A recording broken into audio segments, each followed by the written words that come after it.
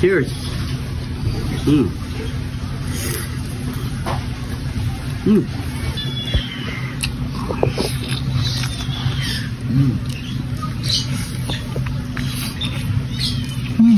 Parang kulang ng isang ingredients ang ating lulutuin ngayon. Asan kaya si pare ko yun? Kulang na ng asin. Pare ko! Oh! Halika nga! Ano? Kulang tayong asin. Kulang yung pinamili mo pare ko yun. Wala ba dyan? Oh. Wala na. Oh, wala na. Walang asin. O, bili ka asin doon pare ko. Kahit 10 piso lang. Para meron na rin tayong stock. Maraming 10 piso. Saan lang bibili? Nol, sa hardware o kaya doon sa sa butika.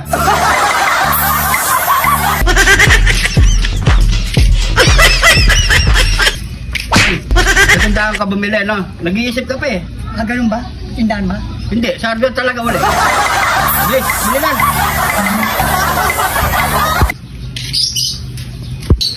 Yan na.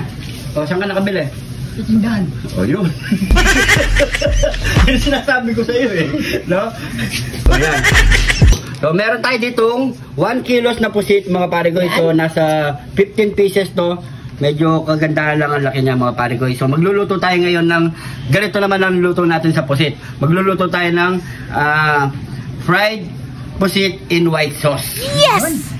Nakapagluto na kami na isang beses nito, mga pare ko, kaso inihaw natin. So, ngayon gagawin natin, ipa-fried natin yung pusit na may palaman sa loob. Ito ang ating mga ingredients, mga pare ko. Meron tayo ditong rosemary leaves, gatas, pamintang, Wasak. yun. At siyempre, meron tayong sibuyas, kamatis, pipino, at celery. Siyempre, hindi mawawala ang ating Kidlat ni John TV! John TV! tayo dito. Pang papogi.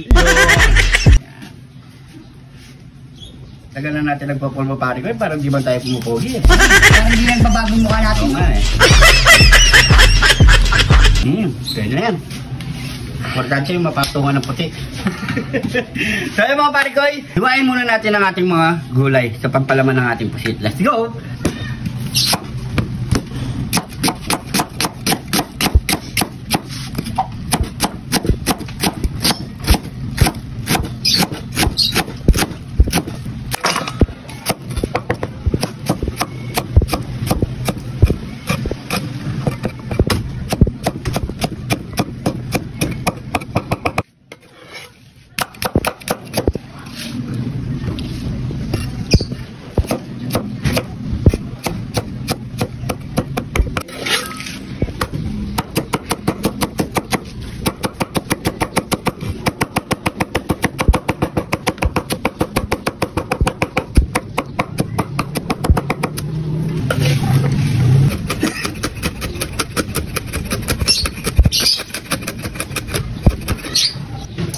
Tapos natin hiwain yung mga gulay, mga pare ko. So, sasakapan lang natin ng konting pampalasa yan.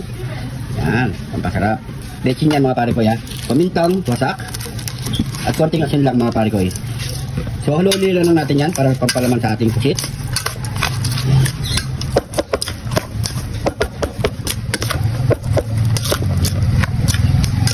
Okay na yan. So, magpalaman na tayo, mga pare ko. Yun. Kamay na lang natin, mga pare ko.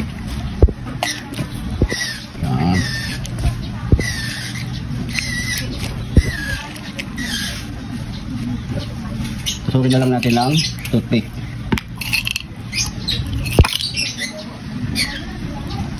So yan. So ganito lang gawin natin, mga pare ko. Simulan natin ito. Nga pala, mga pare ko, kung may kakain na bata, kahit huwag nyo nalagyan ng sili, mga pare ko. Yan. Matapos na natin palamanan, mga pare ko, so ipa-fry na natin yan.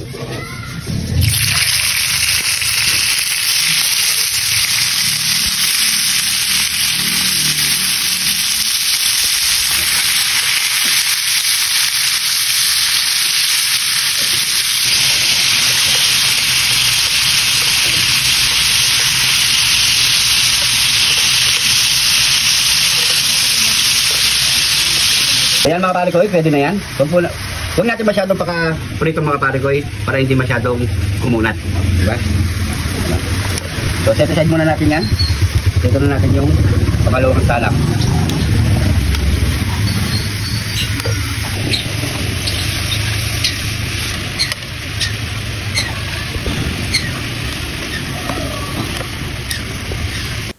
ating pangalawang salang.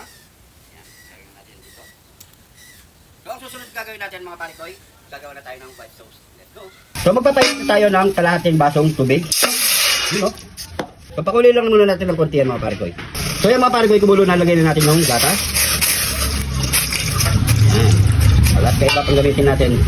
Kahit ano mga pare koy, gatas pwede naman gamitin. So, maglalagay tayo ng konting pampalasa. Bechin. Yan. So, haluin muna natin yan. At maglalagay tayo ng rosemary leaves. Yan. Pampabango mga pare koy. Yan. Konting asin.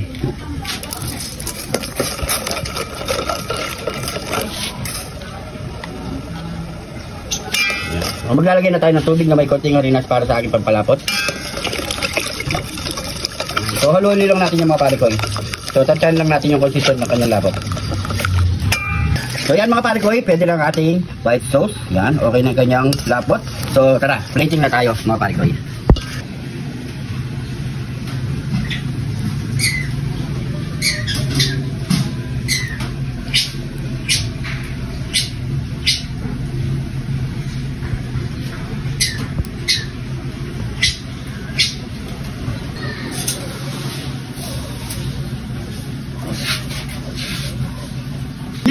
Sakin. Ito na yung ating nilutong kakaibang pusit. Ayan, no? Fried pusit in white sauce. Ayan, mga pare ko.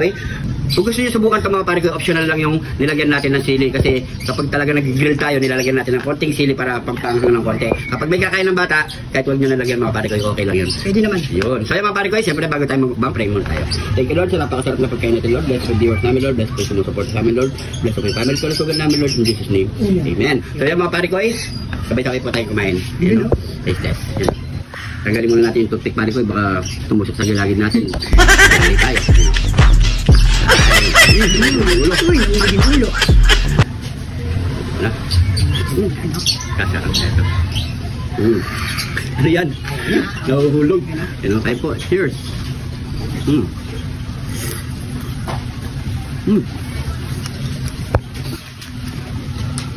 Okay. Sarap. Sarap mga pare ko eh. Subukan nyo to. Solid. Napakasarap.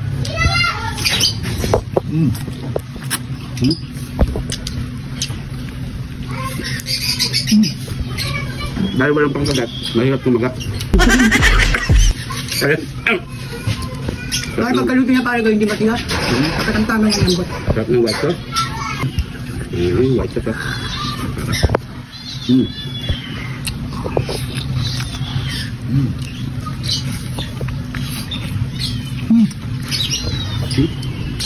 Hindi na putol.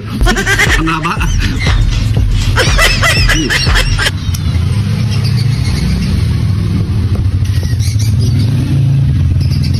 Sigurado yung mga nanonood sa atin, nahihirapan kumain. Nahihirapan silang manood sa atin kumain. Nandito lang kayo na lang kakagat. Masarap ah.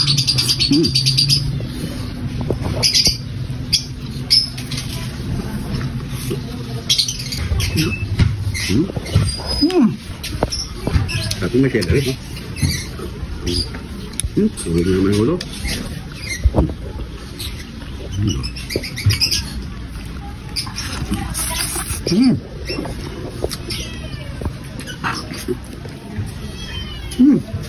Yun lang. Ano ba kayo? Nakakaraos lang. Naman na. Sarap ng white sauce, no? Sarap. Hindi na tayo magkukutsara. Tayo lang naman dito.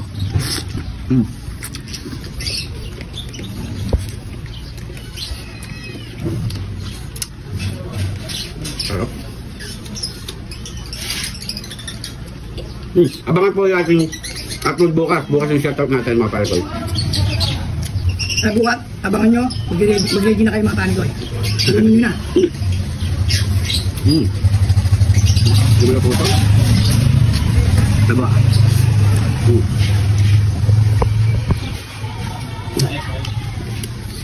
Sarap. Solid. Sarap. Kaya ito yung ating sauce. Yan o.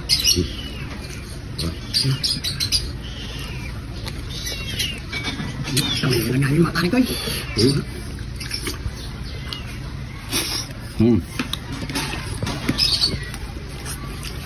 Naman na. Yan muna Ken, sa Ken. Last bite na ako dito pare ko. Nakatatlo na ako.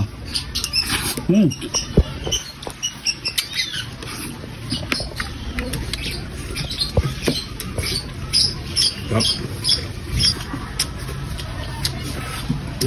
Siyempre, di natin maubos to. Kasi di man pala ito sa mga kasama natin dito. Sakto lang pamusya kanyo. Sakto lang, ha? Lang sila dyan.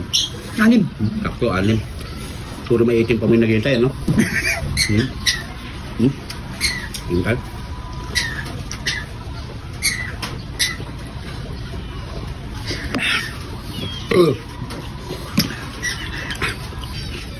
So yan mga pare ko, sana nagustuhan niyo itong video na to. Maraming salamat sa panonood. Salamat po. Pakishare na lang kung nagustuhan niyo ito mga pare ko. At tapat ka naman sa video na to, paki-comment kung saan umabot ang ating video para alam natin mga pare ko. Hindi ka pa nak-follow, mag-follow na. At syempre yung mga bagong followers natin dyan, maraming salamat po. Welcome na welcome po kayo dito mga pare ko. Hangad lang namin dito mapasaya kayo mga pare ko. Syempre hanggang dito na lang mga pare ko. Maraming salamat po. Ingat po kayo lagi dyan. God bless po.